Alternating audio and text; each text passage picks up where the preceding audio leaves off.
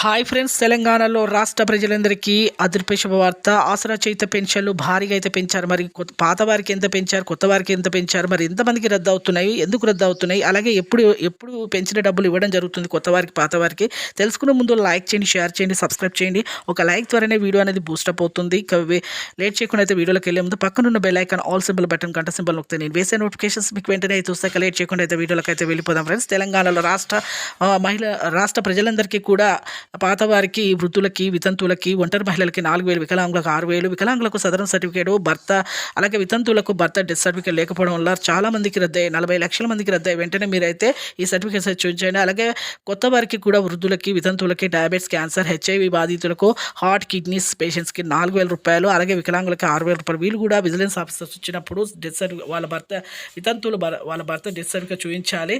అలాగైతేనే ఈ డబ్బులు అనేది మీ అకౌంట్లో అనేది పడడం జరుగుతుంది. ఈ కొత్త వారికి కానీ, పాత వారికి కానీ ప్రతి ఒక్కరికైతే ఈ ఏప్రిల్ 1 నుంచి అయితే మీకైతే అందరికీ పెంచిన డబ్బులు అయితే ఇవ్వడం జరుగుతుంది. చూసారు కంటే లైక్ చేయండి, షేర్ చేయండి, సబ్స్క్రైబ్ చేయండి. Thanks for watching.